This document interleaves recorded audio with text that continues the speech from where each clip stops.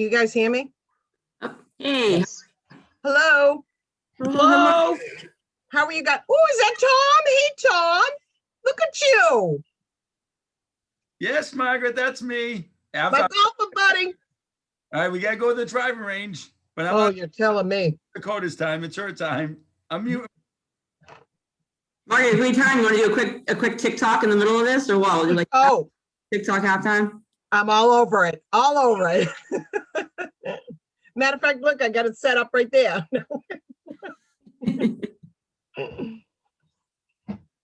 I'm excited for this class. Good. Just hoping. I took some notes. Hopefully it'll be a couple of tidbits anyway. Oh, God. Yeah. Let's do it.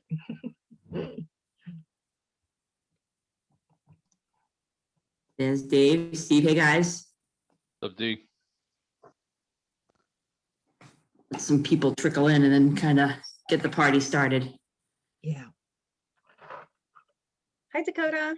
Hello, how are you? Good. Nice to finally meet you. I know, right? Thanks for popping on. Yeah, thanks for doing this.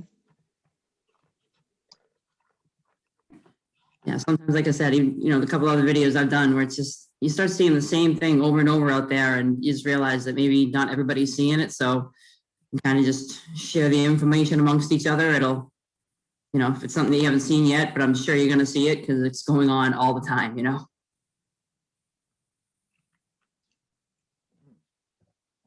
Hey, Steve. Hey, Darlene, I see you there. Thanks for popping on. Thanks for having me. I'm driving, so my face will be on in like 5 minutes. Looking forward to it.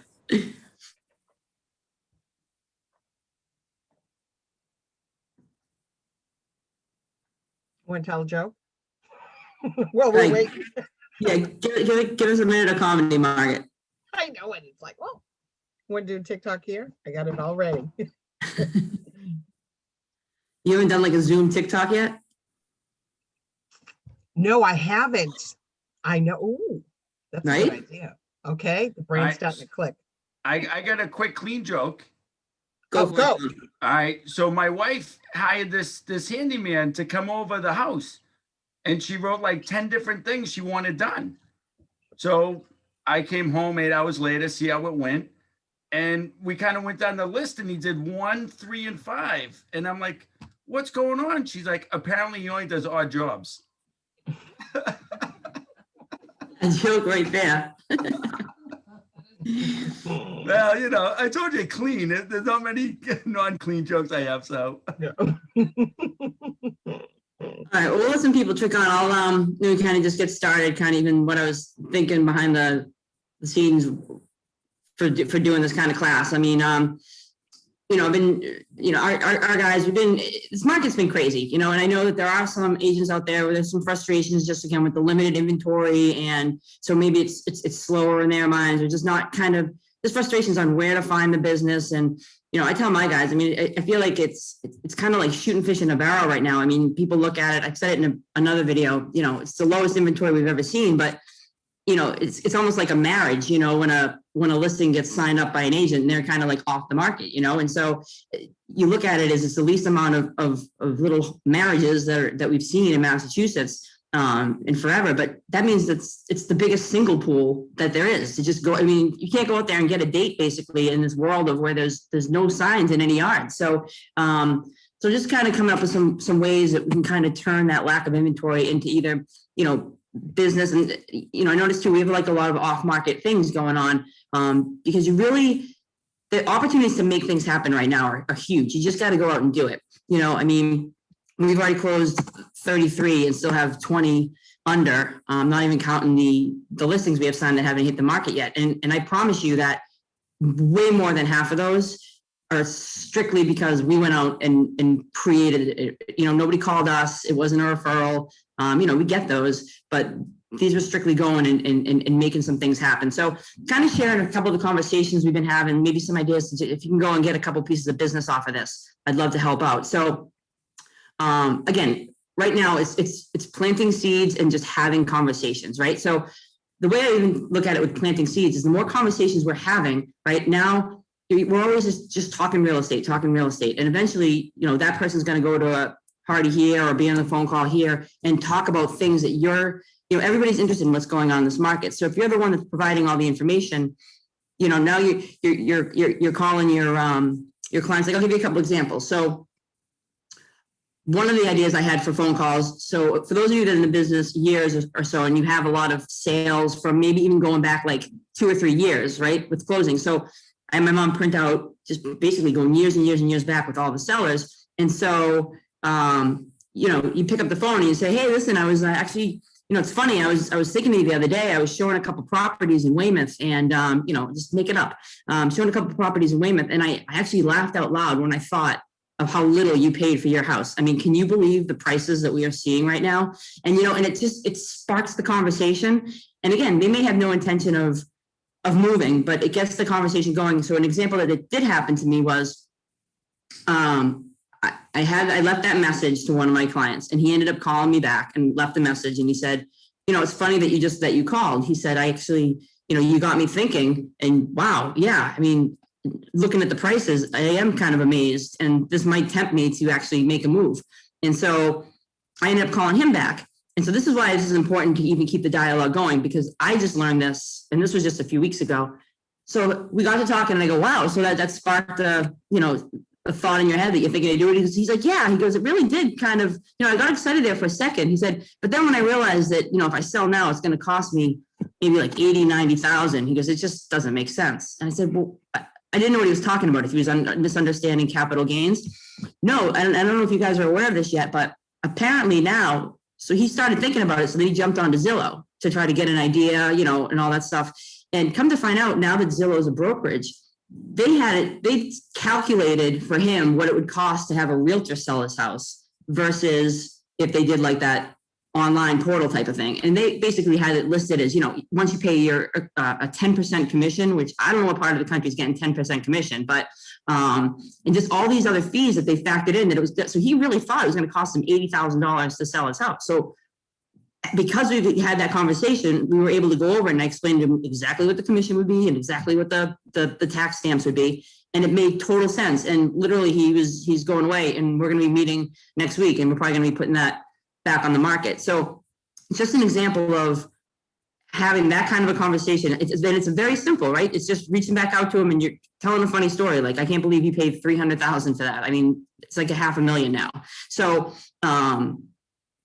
again, planting the seeds in their heads. Not everybody's going to go for it, but it's just another idea. The other one, for those of you that have worked with buyers, right? I mean, it's been crazy for probably the past year and a half, 2 years. So the other thing I'm doing is going through everybody that I've sold a house to as the buyer, and I've been calling them and reaching out to them and being like, wow, can I just tell you, I was just out showing properties today, and thank Christ you are out of this market. Like, if you thought it was crazy when we were out looking, you have no idea. It's only gotten, even crazier.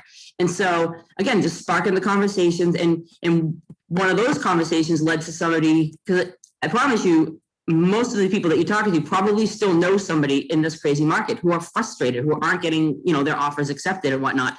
And so kind of explaining to your buyers, I mean, you sold them a house, so they already proved that you know what you're doing and you can get it done. So it's a perfect opportunity. Even if they're not thinking about it, they're like, oh yeah, my buddy Jim, he can't get a house. Oh, I mean, we're still getting our offers accepted. Do you want me to give him a call? We can maybe help him out. So just another way to kind of go out and proactively look for these referrals. It's, because your past clients, they all think you're great, but they're not thinking about you every second. But if you go out there and just kind of in a joking way, just, hey, thank God we got you that house. And, oh yeah, I can help your friend get a house too. It works just that way. I found that those were a lot of good conversations that I was having. And throughout this thing, guys, definitely, I would love it to be, interactive. If you have any questions about some of the things I'm having, or any kind of follow-ups, or maybe any reservations you might have, thinking of some sort of pushback that you might get, feel free to just raise your hand or jump in. Again, it's trying to make it interactive too. So let's see, the other. Dakota, I have a question. How do you keep buyers motivated after they've lost a couple of offers? It's just the mindset. It's just you know, well, one of the things I'm doing now is actually we can show them the inventory is definitely ticked up. I think when we look back, we're definitely going to figure out that February of 2021, I think, was rock bottom for inventory. You know, I mean, we just in March, I know we broke over 3 in Massachusetts for single families. I think we're down below. But I just keep them encouraged and I say, look, every day I'm going on and I'm looking what's new. And it used to be every day, maybe 2 new things or, you know, 5 new things, but now we're starting to see, you know, 10 or 12. So yes, although there's still going to be, you know, several buyers to each property, I think it's going to, you know, you're going to see that thin out and just keep telling them, look, we're going to keep bulletproof in our offer. And I'll get to that too. Down the way, I have some ways we've kind of bulletproofed our offers. But just in keeping them encouraged, like for example, and that's the other thing, I was actually good timing to see it because I was going to go into, if we're just sitting back waiting for what's on MLS, I mean, we're not doing the best thing for our buyers. It's all about like off market property. Like we have a bunch of deals going right now, like off market. One of my agents, he, you know, again, if you're, so here's a clue. If you're looking for properties for your buyers and you have them on a search, right? The best thing to do is copy that search, but instead of having it as like the new and the active and everything, unclick that, click cancel and expired. Those are properties that match what your client wants. You're basically telling the computer, this is what my client wants. Can you show me ones that aren't being bid on by 5,000 people? Sure. Here, expired. And then you make that call to the, it's an easy call to make to that client. Hey, I know, you know, I saw that you were on the market a few years back. Did that ever sell? And you'll notice, I mean, it might have expired. So in our case that we did, you know, Mike, he ended up reaching out to, it was an expired offer. You know, we couldn't find anything for our guys and they were getting outbid left and right. So he put the parameters in and set it for canceled and expired, and this expired popped up. It actually had expired off the market at 660. It was exactly what our clients wanted. And we went in and, you know, there was no competition. This guy was on the market. We put in an offer for 650 and they took it. And so they got the house that they wanted, $10,000 less than what that guy expired at. But here's the thing. If that guy had put his house on the market today at 649.9, I promise you he'd be getting 685. Easy. So our guys are pumped, you know, so if you can keep adding to that motivation to see if your buyers know that you're actively doing that kind of digging off market for those kind of, you know, expireds and things like that, that's going to keep them a little bit more motivated, you know, because they do think that there's a light at the end of the tunnel. The MLS stuff is increasing, but you're also, you know, doing your job to try to find them stuff off market. Let them know that you have access to all these coming soon rooms that we're in. You know, all of us realtors say, you know, everybody reaches out and we're all trying to basically help each other, let everybody know things that are coming on. You know, those are things. The other thing that we kind of did, I actually had real success on this. And I think, Darlene, I think you had asked one of these questions I noticed. So I have buyers that I know want a specific neighborhood, or they want they literally only want to live like in this condo complex or that one. So compose a letter. Hi, my name is Dakota Riley. I'm a local realtor. I'm working with a buyer who absolutely loves this neighborhood, absolutely loves this complex. As you know, inventory is very tight, but the you know, the prices have been skyrocketing. Like, I'd love to talk with you, just something very simple, and you'd be surprised, you know, people reach out. And what's the worst case? It's not a good fit for your buyer, right? But maybe you get a lead out of it, you know? So again, just being proactive is what not everybody is doing. And so it's outside the box thinking. I, you know, just going to try to show a couple of things here. Dakota. Yes. On your last mailing, I've actually received that in my mailbox. Is, you know, you bring your client to an open house, it's crazy, and they submit an offer, and, you know, along with 50 other people, and it doesn't get accepted. We get letters all the time, like Dakota's saying, hey, my client really wants to live in your neighborhood. Unfortunately, our offer wasn't accepted. You know what I mean? And you never know. So I went on a listing presentation, 2 days ago. Then I know I'm going to get Dakota. And he goes, oh yeah, this other agent, you know, that was maybe at your open house across the street that I sold the house right across the street. Oh yeah, he said, I got this letter that people are looking in the neighborhood. I should give him a call. So people are getting them and they are being read. So if your clients lost out, I definitely subscribe to that. Send out a postcard or a letter and let them know that you have a client wanting to buy their house. Yep. Yeah, that's good stuff. And the other thing too, going back to these buyers and keeping them motivated, is also keeping them, educated, so I know some of you, when you first start working with a new buyer, they're not used to this world of everything's 20 over, everything's 30 over, So a huge tool that I find with them is, if you guys, I know in the MLS, the total sold market statistics. Basically, like for example, so I did this for Quincy here. And I just went literally back the last 3 months of sales. And it basically, for those of you who aren't familiar with the form, it gives you the kind of the price range. It gives you that average sale price and the average list price, but it gives you this list price to sale price ratio. And when you pull these reports, you can, based on 3 months or 6 months, make the numbers work for you, but show them. I mean, right here, I don't know if you can see, like it says 103% all the time. They're all 101, 102. So your buyer needs to know that, in this market, what do we call a full price offer? Like adorable, I mean, that's nothing. So they need to understand that. So, you let them know this isn't a coupon market, and I think another major conversation to have with them, I always have, because you don't want the regret conversations. Like when they need to know that it's final and best, they look to you. Well, what do you think I should offer? And again, it's not really a comp market. So I always say to them, let's say it's on the market for, $450. Okay. And it's going to go for over. So what number, like this isn't a time. And again, remind them that the rates are low. Like remind them that it's not about paying $20,000 higher. It's a monthly payment. That $20,000 is just a couple bucks. It's just a few bucks. It's not really writing that check. So you got to kind of take them away from that big, I mean, they'll never pay that. Don't even get them thinking about what the amortization schedule is going to be if they do live there for 30 years. So it's really not about the price tag. So if you can get them thinking, I need to know what number is it that if you found out that somebody else got it for $1,000 more, you will tip your cap to them and you won't be kicking yourself. Because back when I was like an earlier agent, I didn't push that hard. I can't tell you how many times they'd give me a number, we'd go in, and then they'd find out they didn't get it, and they say, we can go 10 more, we can go 10 more, and it's too late. You have to explain to them it's that one kick of the can.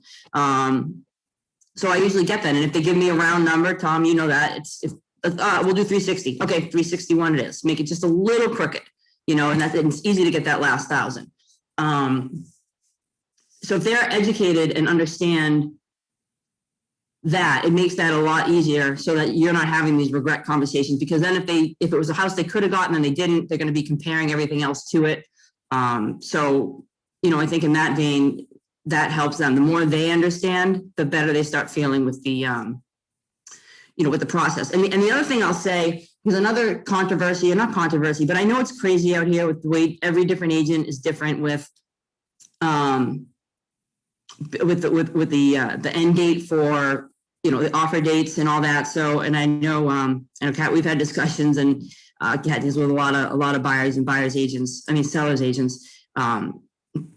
But you really need to stay as a buyer's agent as on offense as you can. And, because again, yes, would it be nice if an agent puts a deadline to also mention, some buyers might not understand that doesn't mean that they can't accept another offer in the meantime, and so, but again, don't sit back on your heels. I'll give you a perfect example that happened last weekend, Easter weekend. It was actually a new, first, and I told her, because she got accepted, I told her, don't tell anybody you just got your first offer accepted, because they'll punch you in the throat.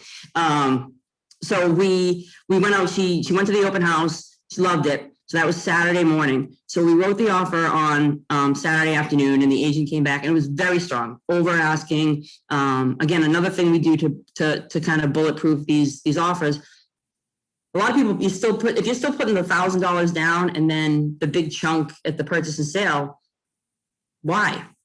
If you have a home sale contingency, if you have an inspection contingency or different contingencies, we all know the deposit doesn't really matter. But if there's 3 offers on the table and they're very, very close, and 2 people are putting $1,000 down for the offer, and then my guys are putting $12,000 down, most likely, unless it's me reviewing it, because I realize it doesn't matter, but most likely the seller that might just be enough to edge you out, and it didn't cost you any more money. It's just how you wrote it differently. Another one we got is, and what we did on this one to bulletproof it is, and again, if you're working with an FHA or a 5% down or somebody that doesn't have it, it's not an option. But if you're working with a 20% down buyer, they have money in the bank and they really want this house, talk with the lender, talk with them about the ability of even if you don't waive the appraisal, right? Like we wrote this one up where we wrote the offer, we were 25 or 30 over asking, but we said it only needed to appraise what the list price was. And the seller should be fine with it appraising at the list price. I mean, they were the ones that said it's worth that. So, once you kind of take away a couple of those fears, and then the other thing is put a large cap, have the conversation with your buyer. You're so lucky that you get this house and then you have a home inspection and you find out that there's $5,000 worth of damage or stuff that you need to do. Are you cool with that? Like, welcome to home ownership, or do you want to have to start over again? No, we'll do it. Some of them will go up to like $7,500. I mean, obviously you don't want to have like a $20,000 surprise, but if your guys aren't willing to waive the home inspection, and I would never advise anybody to waive it, but I know a lot of buyers are doing that, but put in that high threshold where there'll be no more further negotiations after, unless there's $7,500 worth of issues. And again, we all know that you can find $7,500 worth of stuff in any home inspection report, even new construction. But it's basically putting the seller at ease that you're not going to be nickel and diming. So like I've said before in a lot of different things, it's about getting your sellers to think like buyers and your buyers to think like sellers. And same thing, when I submit an offer, I submit the offer as if I'm submitting it to myself, and what would I want the package to look like? Are you sending it as a nice, neat, clean package? I don't want to be running back and forth, dot loop on this and email on that. It's just, for those of you that don't do many listings and do a lot of buyers, and nobody wants to hear a listing agent complain in this market. I get it, but it's a lot of work on that end too, and it is, and there's a lot of stress too that you don't want to mess up. You don't want to take the wrong offer. So again, back to the example at hand, staying proactive for Sarah, my client, we wrote the offer, and then again, he came back and he said, you know what? No, we're going to do an offer deadline on Tuesday. And I said, okay, so he's definitely not taking any offers. And I said, and the other thing is, don't make your offer turn into a pumpkin. Like, I'm not one for making the offer only good for 3 hours to try to strong arm the seller, because you're just going to piss them off. Like it seems like you're trying to do the right thing, make the seller make a decision so that your buyer knows, you're just pissing them off. So, but there's a difference. So what I did was we wrote up the offer. It was Saturday. I wrote it up and I said, look, I'm going to make it good till, I know tomorrow's Easter, but it's a day in the life of this real estate market. We're going to be respectful. I'll make it good till 6 o'clock tomorrow. It's very strong. We're doing this with the appraisal. We're already gone through underwriting. I have this on my pre-approval that it's already gone through the underwriter. And, let me know what you think. So he called back and he said, they had a couple offers on the table, but he absolutely was waiting until Tuesday. All right, that's fine. But please, and again, staying proactive. I called the agent, let him know if there's anything. I made it good till Sunday. It doesn't mean we might not come back, but the reason why I did that was because there are some other offers that have deadlines on Monday, and I don't want to tie him up, so just again, being open and having the conversation with him. Next thing you know, it was Easter night, and he texted me that another offer very close to ours came in, and now the seller was actually starting to consider to take it. So I reached back out to him. I said, we came up in our offer and reiterated the strength that we had, the way we wrote the offer. We're through underwriting, we're helping him with the appraisal, and they ended up accepting our offer Easter night. So the main point of that is, I'm sure there are a lot of buyer agents who were probably really pissed off when they found out that it was no longer available on Monday, which wasn't even the deadline, but they weren't making the calls for their clients. They weren't making the calls, reaching out and making sure that person knows that you're there on the sideline. I mean, it's very hard to keep track of the 50 buyers that want your house, so again, I think just staying on the offense instead of defense in this market, that's going to be the best way to kind of keep everybody, at least on the same page. Can you just tell me, what did you say about the appraisal? You did what for the appraisal for the buyer? So if my buyer has money in the bank, so if it doesn't appraise, like let's say the appraisal comes in, if we go 30 over and the appraisal comes in only like 10 over, they're going to have to bring money to the table, the buyer. But if the buyer has the money and is fine with doing that, it's not like it increases the price of the house or anything like that. They just need to keep the ratios so that, you know, you're not getting into the PMI and all that stuff. So have the conversation with the lender, make sure the buyer understands what the repercussions would be if it was a lower appraisal. And if they're good with it, I mean, it's a powerful tool because I just recently had one accepted where I know we were $10,000 less than the next offer, but we were already very well over asking and we waived the appraisal and the other people didn't.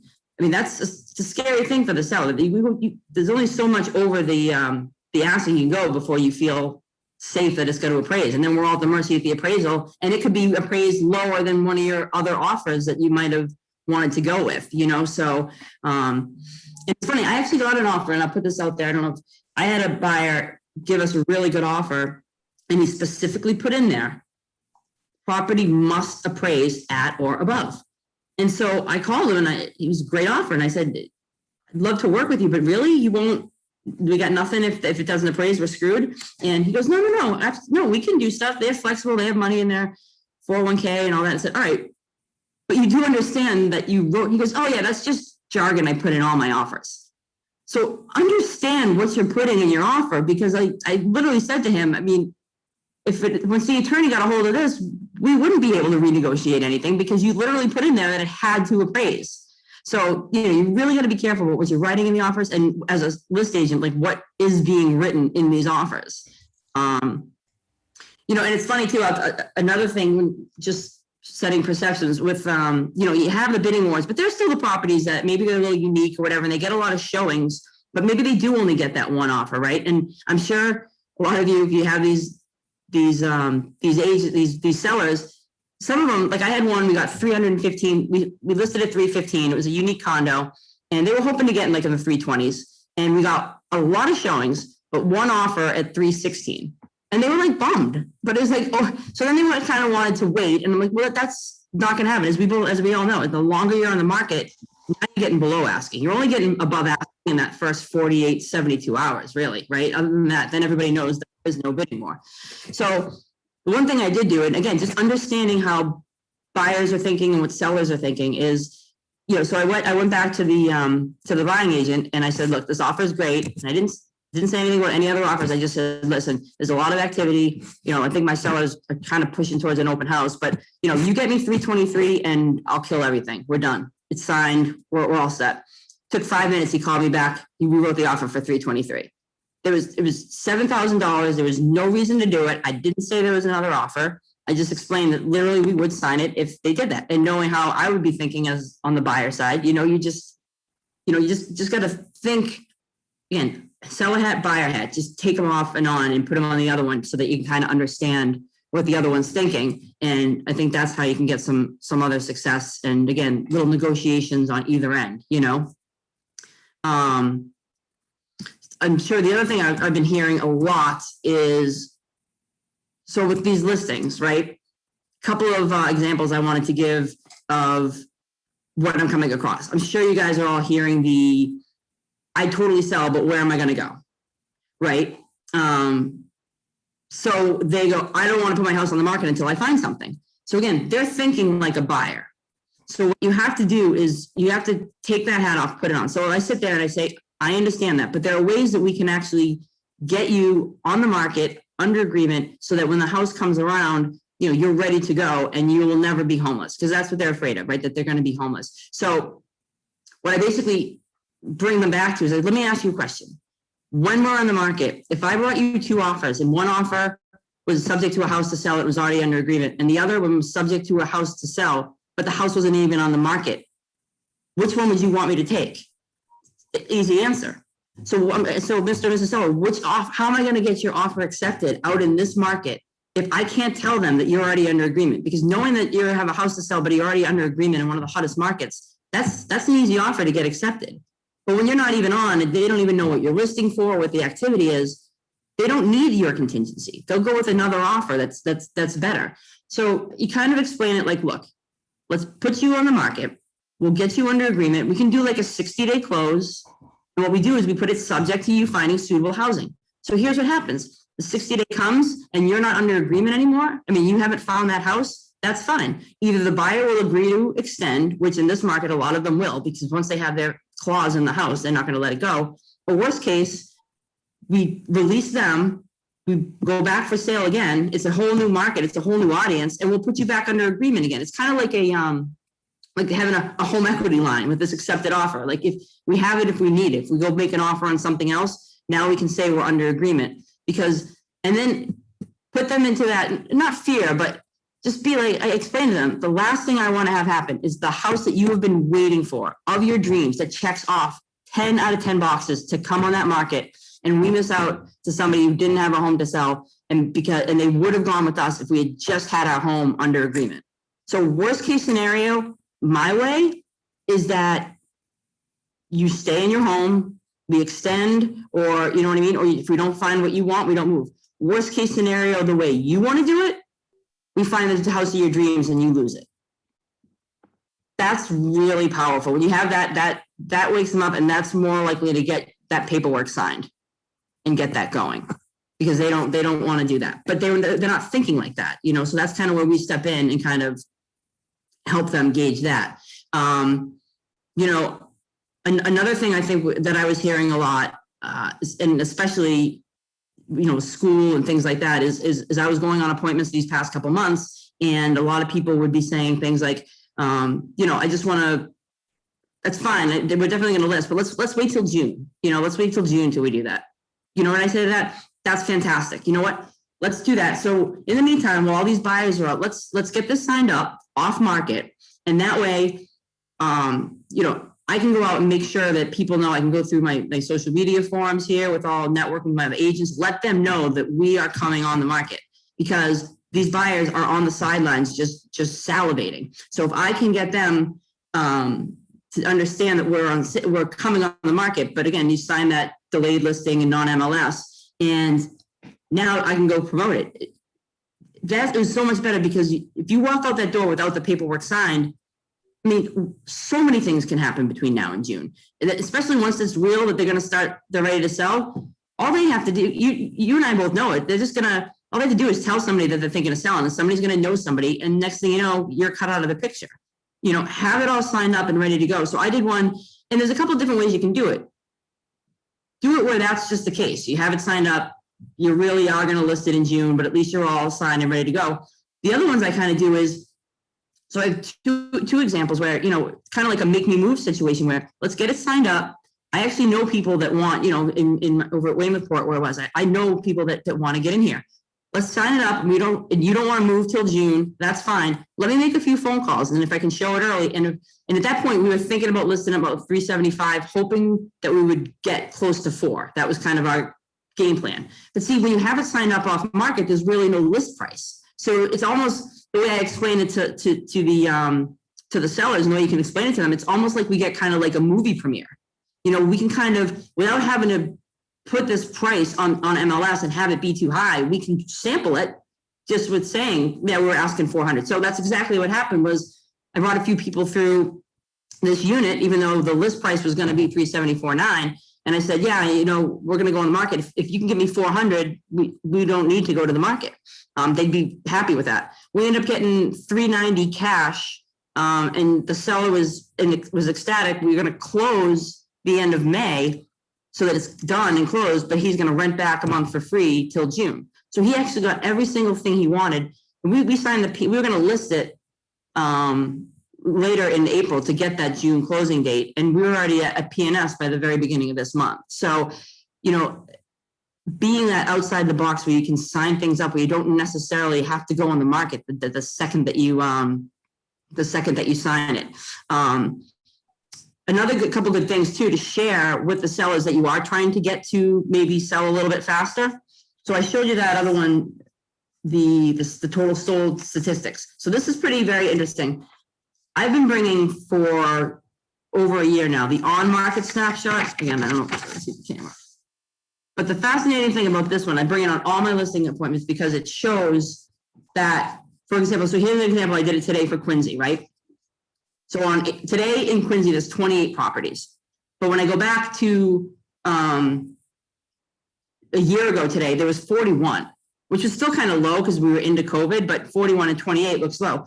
The other interesting stat is the average price last year at 740 was 741. The average price now is 880. So two things. Let me just take a step back on another way to kind of drum up some business is if you are reaching out and looking to those expireds, not necessarily for your buyer, but just in general, as if you're calling the expireds and you're leaving those messages, I leave on those messages just that fact. I would say if I'm calling somebody in Quincy, I let them know that, you know, inventory, it was 41 last year, it's only 28 today. And I'll leave that information about the price, you know, but the price is up well over 100,000 in just a year. Then you do up another mailing, you know, just one, like it expired, you know, I saw that you were on the market, blah, blah, blah, blah, blah. And then you include this in the mailing and you highlight, and then you can even go by price range. So last year at this time, there were 7 houses between 6 and 699. This year there's 2. Well, if this is a house that expired in that price range, highlight that. You know, highlight the fact that there was 41 and now there's 28. Highlight the average price in that, you know, because again, that's planting the seeds. They might not call you the next day, but you know that's getting their wheels turning in their head. You know, that's a lot of interesting information, if nothing else. If nothing else, they'll share that information with somebody else and that might get their wheelhouse turning, you know, so that's a huge tool. But the best part now, and it's only going to be it's going to start working now. And I'll give you this example. So I told you I had been bringing that one from a year ago. Now what I'm starting to do. So for example, I have one coming up in Quincy, right? So I'm going to bring this, but the other one I'm going to bring is the on-market snapshot from a month ago. Because here's how this is going to go, right? Mr. and Mrs. Seller, you can see, look at last year at this time, there were 41 homes and that was already low inventory. Now there's only 28, right? So make that 28 look really low because it sounds low, right? Here's the thing. Oh, actually, here's this on-market snapshot from a month ago. Yeah, there's 28 homes now, but guess what? There were 16 last month. So now you have the seller realizing, shit, they missed the bottom. So yeah, 28 sounded low a lot longer ago. Now you just told me it was 16. So that means it went up 12 in a month. That means it could be 40 next month. It could be 6, you know, so now you get the seller being like, shoot, I don't need to go and fix this and fix that and paint this and do that. I need to get my ass on the market because the inventory is creeping up. And you're doing it with a visual tool that they can see that's going to, you know, shock them a little bit. And that's what it's all about, kind of like sparking them, you know, setting the expectations. You know, does any questions on any of that stuff? Dakota, going back to just one thing you were saying about the appraisal earlier, do you typically submit proof of funds when you have that type of requirement? If it's going to be a big gap like that, you would want a proof of funds to show, like, for example, I had one in Walpole, wherever it was, yeah, and then it was 7.25, and we expected high 7s. We got 8.25, and we made them waive the appraisal, but also we had to see a bank statement that showed that they had the 100,000 to come up with the difference. So you're waiting for the seller to ask for it as opposed to submitting it with the offer. On that end, yes. On the list side, you should be asking for the proof of funds, because if they just do that but they don't have the funds to do it, that's kind of like taking a cash offer without the, because you have the pre-approval which covers them for the mortgage, but now they're only part mortgage, and now they're kind of part cash, right? You know what I mean? Right. But when you're representing the buyer in order to make their offer look stronger, would you just be proactive and submit that proof with the offer? I mean, anything you can do to make it look stronger, to make the seller feel like they're not going to end up losing money or have to come down on their price. And because again, it's awesome to get these offers 30,000, 40,000 over, but it's scary too. You know, I have one right now where it's the nature of the beast. It's first time home buyer's home. It's you know, entry level. I got a couple of great offers, but it's the nature of the beast. They're all FHA offers. You know, it's at the end of the day, we can take the best offer, but we all know we're at the mercy of the appraiser. So it's really like it can be the same offer. It's just whoever has the best appraiser is going to win. But unfortunately, we don't know that until after the purchase sale. You know, that's the unfortunate part. Another thing I kind of wanted to touch on was just like setting expectations in this fast moving market for those of you that do a lot of listings. The sellers, like we do this every day and we know it's like a football playbook. If we price it right, we're going to go in the market. And this is exactly what I say to my sellers. We're going to, as soon as I list it, your phone, because I use showing times, so whatever you guys do, we're going to start getting requests right away because the hungriest buyers have just missed out on 10 things. They're going to get here right away. They will be at the door within a half an hour of being on the market. That's what you're going to do. So just be ready to kind of step out. And it's exactly what's been happening, right? You have a showing maybe every 20 minutes, every half an hour, every hour or so. And you literally, I explained to them, well, let that happen. So I just had one, we listed it late in the day on Easter so that, we didn't want any showings then, but obviously we knew the showings were going to start up on Monday. So all day Monday, just like I said, the show, and I tell them, I said, expect the offers are going to start flowing in on the first day. These buyers are ready. They've missed out on everything. They're waiting for your home and they're ready. They already have the offer written. So just expect that we're going to get offers right away. And really, we're going to have a nice 2 days worth of nonstop showings. That's a great sample size. We're going to get these offers and they're going to be strong. The ones that come out right away, those are going to be our strongest. Sometimes people think, well, maybe we should, if we get 20,000 over on the first day, we're going to get 80,000 at the open house. And you got to let them know that's not how it works. I mean, the fact that 3 days or 4 days is almost stale in this market, you got to let them know that. So once you plant that seed, now they understand that. So that's what happened to us. We ended up getting some really good offers and we signed the best offer that we had last night. Again, Sunday night, it was done, signed, sealed, delivered. They didn't even want showings going on. Showings were coming in at like 6:30 last night. They wanted it all wrapped up because it went exactly like we said it was going to go. If you don't have that conversation that this is what's going to happen, and then you just let it happen, they're going to go into the way they think it is. They're going to be the ones telling you that, well, I don't think we should take the first offer. I don't think we should. Maybe we should wait. If we got this offer this fast, then we'll probably have 20 more offers by the end. And yeah, that's true, but you're now losing those solid offers. And the next time another home comes on the market during the week, they're going to go and put an offer in on something else. There's no loyalty right now. If there's a good house, they want to come in and put the offer on it. And if you're not going to give them an answer, and another one comes on, they're going to go to that. So again, that's why having these expectations met so that the seller knows what to expect, then they're not doubting you. You know what I mean? Like if you're telling them after the fact, it's almost like it's too good to be true. And now they're kind of doubting you. But if you already told them exactly what was going to happen, and then it happens just that way, that's huge. Now it's like you totally know. So now when they call their Uncle Larry in Texas to tell them the good news that they got above asking, and he says you should never take that offer, they're going to tell him to go screw because you know what you're talking about. Whereas if you didn't do that, he's going to come back and we're going to get that whole, yeah, so I was talking to my Uncle Larry in Texas, the conversations we all love. So I think, again, in a market like this, that's something that's really, really beneficial. And one other thing I was, as far as visuals on listing appointments, very simple. I don't know if any of you guys have done this, but again, trying to explain this, you're trying to get that price, and that 450 is the right price because you're hoping to get maybe like 460 or so. But all our sellers, they're thinking if you listed at 450, they're going to get the offers of like 440 and 430, which we all know is not the case. But again, we do this every day. They don't. So I think one of the powerful visual tools is when you actually go into their price range there. So, let's say it is at 450, print out the last 2-3, you only have to go 2 to 3 months and you'll have a ton of data in search from like 430 to 490, something like that. And that way sold. And then you can point out like, look, this listed at 449, it's sold for 470, listed for 449, sold for 465. Oh, look at this one. They listed at 460.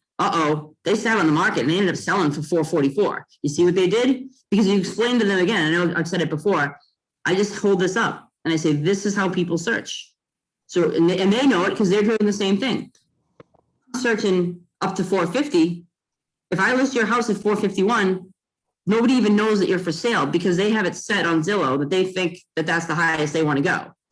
But if we listed at 449.9, I bet you we can look outside and we can see all these people walking up and down the street. 5 people are gonna grab their phones out of their pocket. They're just dumb. You know, and then you get them all kind of excited, like, oh, I want to make the phone ding. I want to make I don't want to I don't want to list too high. That's the worst. But you can say it to them and tell it to them, but when you show them on that sheet, it's really, really powerful because you can kind of see that second light bulb go off. You know? So I mean, did that spark any other, I'm trying to think if I went too fast over anything or made anything confusing. So I have a suggestion or idea, or I don't know if you think it would be useful. I know you love video, and I know a lot of us on here know Bob Malone and how much he loves video. So if you had an offer, email an offer over to an agent, and you had a video of Bob Malone saying, hey, my clients are ready to go. They've went through underwriting, and I'm telling you what, these are the buyers for you. Do you think that would be helpful or just overkill? No, absolutely helpful. Like I said, every little bit that you can do, like when you're submitting these offers, anything you can do to make the list agent's life easier and make a great case for your seller, like communication. I mean, again, I get offers thrown at me all the time on a lot of these properties and the agent doesn't even call me. It's just an email. They didn't ask me what's a good closing date. I'm constantly asking the seller. Here's the thing. Another thing that could be very valuable to a seller that doesn't cost your buyer anymore is their flexibility on a close date, right? So if you're working for your buyer, call and ask what the seller would prefer for a close date. Make sure you do that, and then also add in the remarks that you can be very flexible on your closing date. But yeah, that whole thing with the underwriting and the mortgage, if you can get something like that with a video or have your loan officer reach out to the list agent. Again, the one that I just submitted, it actually put in, it was a whole other thing explaining that we had already gone through the underwriting process. Mm-hmm. I said to the list agent, I said, look, I said, here we are, we're super solid at this point, and you know, the biggest things that can go wrong, right, is home inspection issues. Okay, we covered that. We got a huge gap on that. The underwriter can blow things up. Well, we already know that we've already been through the underwriter, so that's off the plate. And then the appraisal can screw everything. Well, I told you that I just needed to appraise for the purchase price, for the list price that you guys picked. So I basically took 3 of your fears off of the table, and those are the only 3. Mm-hmm. Boom, that's how you get your offer accepted. Because you got to alleviate the seller's fear. It's gotten to the point where the highest offer is definitely not necessarily the best. You know, it comes down to, because the appraiser can screw everything up, and the seller, listing agents should be educating their sellers on that. And again, the buyers, as a buyer's agent, think like a seller. You know, what is the seller looking for? So is my agent communicating with the other agent? You know, let them know that it's going to be, you know, pump your tires to them. You know, I'm really great to work with. I'm very good on communication, and just doing that alone just shows that you are. I mean, I've definitely had sellers willing to leave $5,000-$7,000 on the table if it means that we're working with somebody that I absolutely know can get the job done, and I actually recognize the lender. I mean, the seller's not as greedy as I think the buyers think they are. You know, they do have some wits about them where they want that peace of mind. So any kind of peace of mind that you can put in your offer that doesn't cost your seller an extra $20,000, you know, why not? And again, the perception is reality thing with the higher deposits at the beginning. It doesn't change the offer really at all, but it just looks better. So I think, yeah, all that open communication, anything you can do to kind of bulletproof the deal to help get your offer accepted is definitely, now would be the market to do it. You know? So based on anything else from everything we've kind of covered, I know it's kind of a lot and like a large span, anything from buyers to sellers, but anything that anybody's curious that they've actually seen that maybe you kind of scratch your head about in this market? I know it's just so fast moving. Well, I think that there was a lot of good information, but can I share one other thing? Yes, please. And I think I might have told some of you this before. So when my wife and I bought our home, it was almost 2 years ago to the day, actually. And it was in Westwood. It was a fixer-upper, but it was still a bidding war. And it was a home that had been with the same family for 45 years, junk all over the place. And you could tell like they just didn't want to lift a finger. And so we put in our offer, and realtor comes back, highest and best, blah, blah, blah. And we said, okay, we'll go up a couple grand. And you can tell the sellers that they can leave behind any personal property that they want. We're going to have dumpsters in there anyways for the renovation. And ultimately that is, they jumped all over it. That's what sealed the deal. They didn't want to have to lift a finger. They just wanted to take their check and move out. Yeah, and that goes back again to communication with the other agent. Is there stuff, that's a great idea. I mean, that's a lot of stress to, you're trying to move out quick and they have a lot, 40 years worth of stuff in there. Just think of the kind of stresses that the seller might be dealing with that you can alleviate, that your buyer just doesn't care. Maybe like I said, whatever, they'll pay a few grand to have a junk company come, there's all sorts of different things that just to be creative, to just try to stand out. But again, just being open communication, setting the expectations for your buyers and then your sellers. I think it just saves a lot of, again, it sucks to be reactive in any of these conversations. That's why, again, letting them know, well, so-and-so, says that you're more likely to get all these offers at the open house. Well, maybe 6 years ago, I don't know what to tell you. Not in this market, let the showings go. And again, just because you get an offer right away, that's what's happening. These are the ones that are the most serious.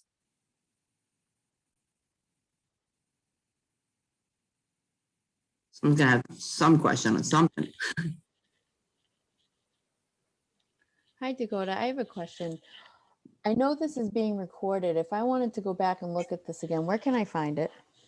I can actually, I'll get that link from Lindsay here. I know she puts it on the Market Center and on our page at KW, but I'll be able to get it, I think, as a mailing too. So shoot me, do I have your email? At least I have your email and I can shoot it along for sure. Okay, thank you. Yeah, absolutely. Dakota, I just want to say nice to meet you. I am new to Keller Williams, but I made an offer on one of your listings before. Awesome. Yeah. Good to meet you. And I want to share my experience too. So we actually, just like you said, we got the thing a little bit outside of the box. So one of the offers we put in for a buyer. So what we did is, instead of putting a typical like 5% down payment when you sign the P&S, when you have more than 20, when you have 20% down payment, you put 5% when you sign a deposit when you sign the P&S. My client put in 10% instead of 5%, and the seller got the same offer, but they took our offer because my client put in 10% instead of 5%. Yeah, that's awesome. And way to think about that for them. See, that's working for the buyer. Yeah. That's great. Yeah, what about, any other scenarios that you guys have been in that, maybe you're on a listing appointment and just maybe if you asked a different question, or maybe they flustered you with they threw a curveball at you or something like that? Or just frustrations with the buyers?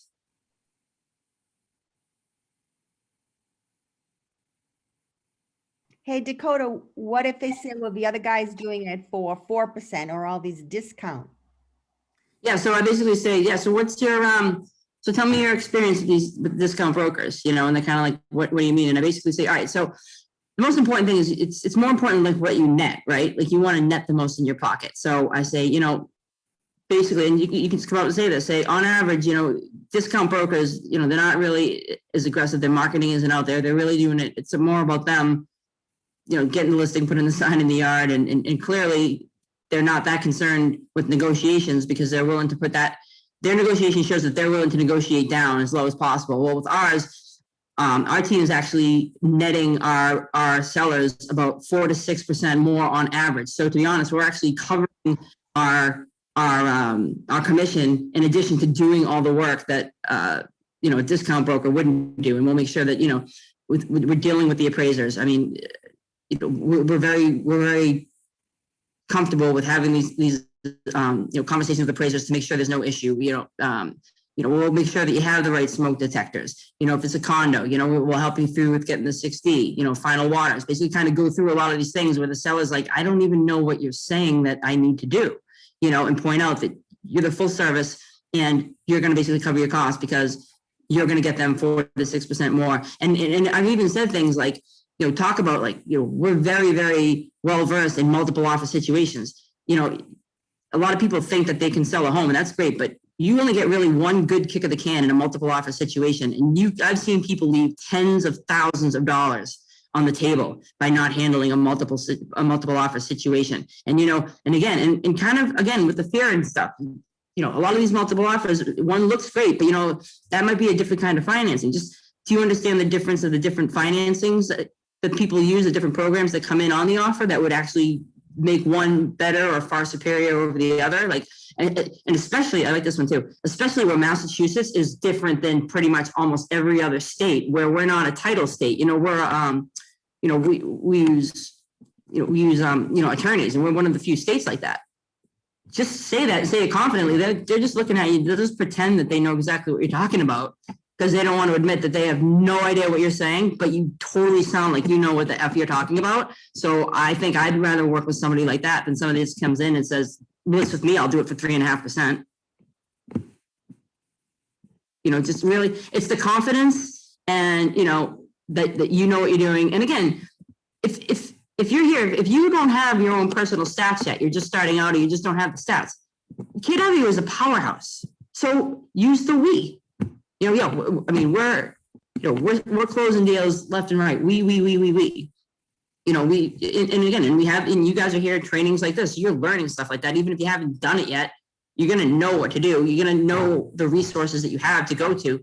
And so be confident that, shit, what happens if they give me this listing and they think that I know everything and I don't really know anything? And well, take it, and if you come across a problem, you have tons of resources in here. I know tons of people in this office who would absolutely, their door is open all day long to answer any questions. Our phones are open. I'd love it. I mean, me and my guys, I was just role playing with Alex on my team the other night, last night on some stuff to get some offers accepted. I mean, we're constantly like role playing and just, what about this? What about that? Jay, I see you over there. Like one of his first deals, a really, really, really tough negotiation. It was really, got a little testy or whatever, but we role played the crap out of it. And he went off and did it and nailed it. Actually got more for his buyer than he even thought on a renegotiation. So these are things that just because, mindset, just because you think you haven't done it or, there's plenty of resources that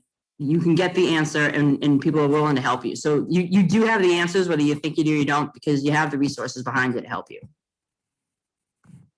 And hopefully that alone is enough to give you a little bit of confidence to start doing some of these activities. So I promise you, again, those are the easiest calls, those ones just laugh. And it's nice to talk to past clients, really just to laugh, be like, can you believe you paid anytime I see a listing for $350 now, I think it's a teardown. I can't believe, we paid $350 for your house like back then, and again, it's planting the seeds. They still, maybe they had thoughts that they were going to be calling. You'll see if you make enough of those calls, you'll get those people where they're like, it's funny that you called, or I was thinking, or now that you say that, maybe they were going to move in 2 years, but now everybody's got that fear like, uh-oh, is this guy falling? Which the other thing, by the way, when people say the market's got to crash, I always say, how? We can't even sustain 3,000 homes in Massachusetts. Where is this crash coming from? Where is this collapse? I always say it's like a seesaw with like an elephant on one end and a canary on the other. This thing isn't flattening out till like August, September of like 2022. Think about it. It's every house is like, right? 20 buyers for every house. Eventually it'll go down to 10, eventually 5, eventually sellers will be pissed when they only have one offer. And then eventually it'll kind of balance. And then, buyers will be back for their revenge on the sellers and be lowballing the crap out of everyone. I'm sure. But, for now, this is the market it's in, but it doesn't have to be slow. I just think, again, shooting fish in the barrel, there's so many ways to find business because there's so little business going on. That's the best. If it was the craziest market where every house on the corner was for sale, like that would suck. It'd be harder to find homes to go list. So I think just keep educating your sphere, educating the expireds, educating anybody that you talk to what you're seeing on a daily basis, because they're all getting their information from God knows who, family members, news stories, just things that just aren't as, as good as like us that are there doing it every day. So, I mean, hopefully some of these tidbits, if you get going on, it might start sparking up some business. You guys can have a kick-ass rest of the year. But yeah, seriously, I'd love to have any last questions or anything like that. I believe it flew through here.